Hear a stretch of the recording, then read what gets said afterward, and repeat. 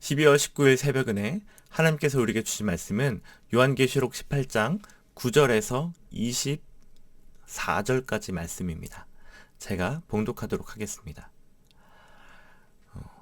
그와 함께 음행하고 사치하던 땅의 왕들이 그가 불타는 연기를 보고 위하여 울고 가슴을 치며 그의 고통을 무서워하여 멀리 서서 이르되 화이또다 화이또다 큰 성 견고한 성 바벨론이여 한 시간에 내 심판이 이르렀다 하리로다.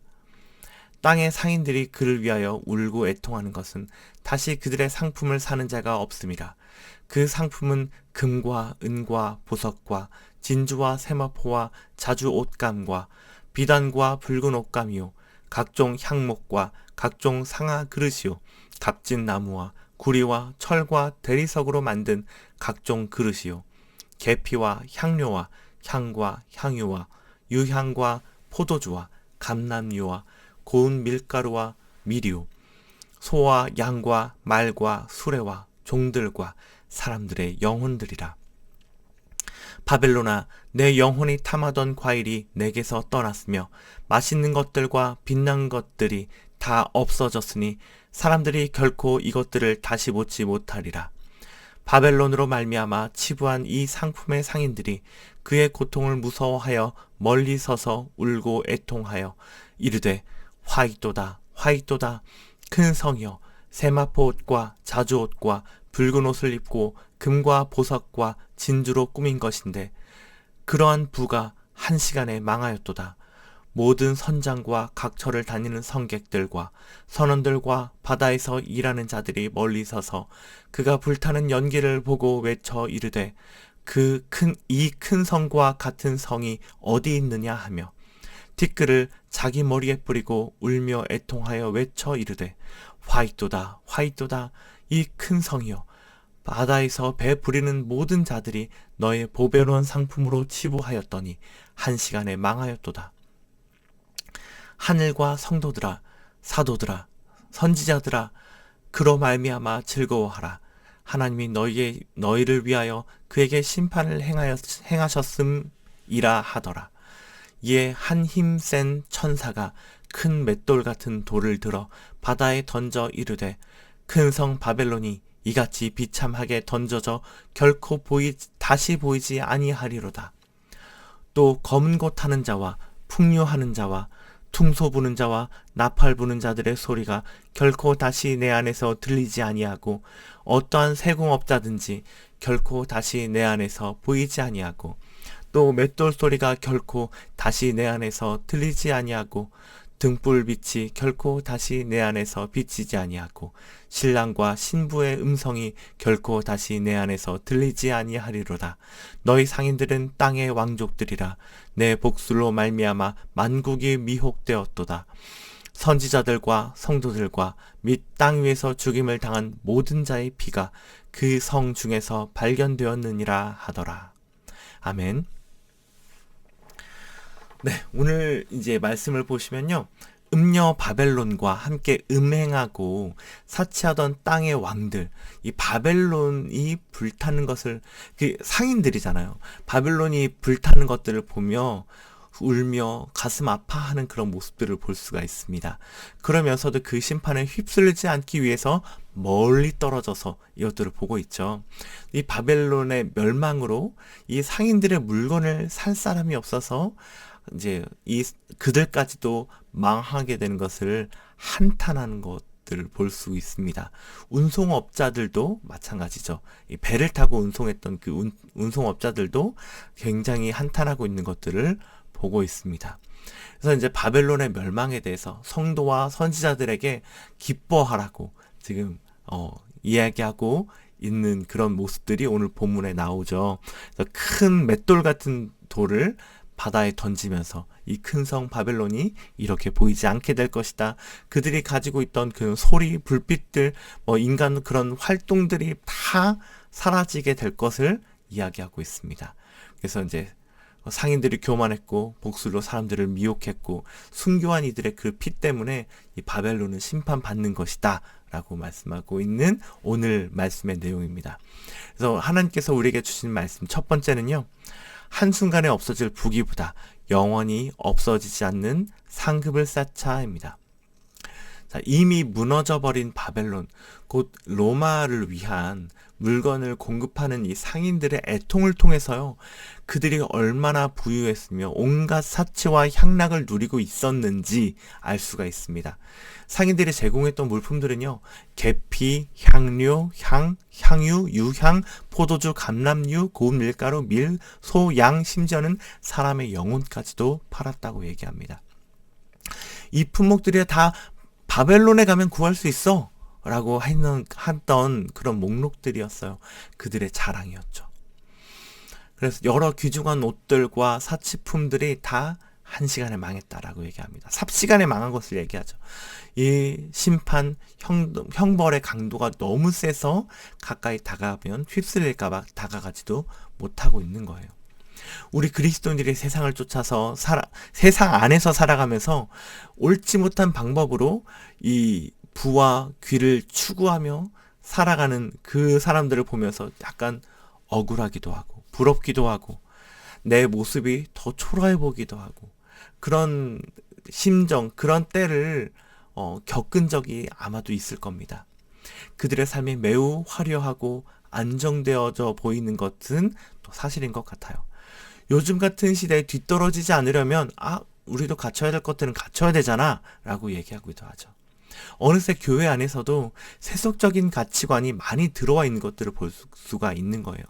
성공 자체가 영광이 아닌데 성공하면 그 자체가 영광인 것처럼 많은 사람들이 얘기하고 있게 되는 거예요. 근데 그렇다고 성공하는 것이 죄는 아니거든요. 근데 그래서 무엇이냐면 하나님은 하나님의 사람들이 성공하기를 바라십니다. 근데 그 성공 자체가 끝이 아니라 성공해서 어떻게 살아가느냐, 그 성공을 하기 위해서 우리가 어떻게 살아왔느냐가 중요하다는 거죠. 둘 다 중요한 거예요. 성공해서 어떻게 살아가느냐도 굉장히 중요합니다. 그게 하나님이 더 관심이 있는 부분이에요. 그런데 우리는 성공에만 목을 메고 있는 거죠. 이것이 세상의 논리로 교회를 오염시킨 이 세속적인 모습입니다.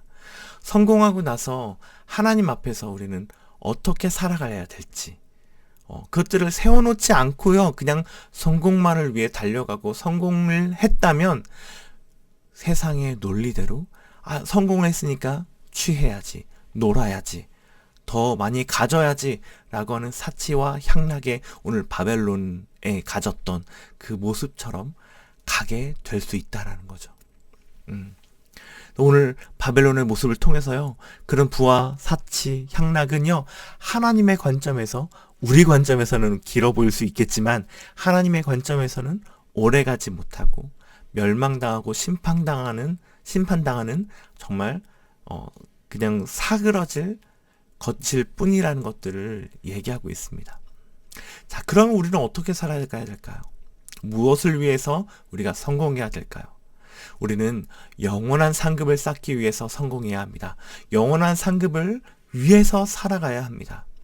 요셉은요, 총리가 되고 나서 사명을 깨달았어요.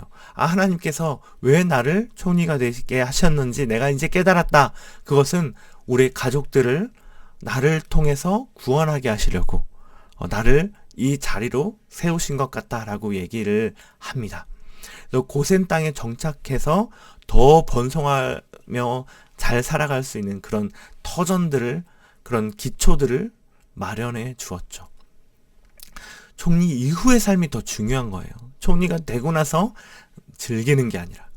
그럼 우리는 지금 우리의 위치에서 영원한 상급을 쌓기 위해서는 어떻게 살아가야 될까요?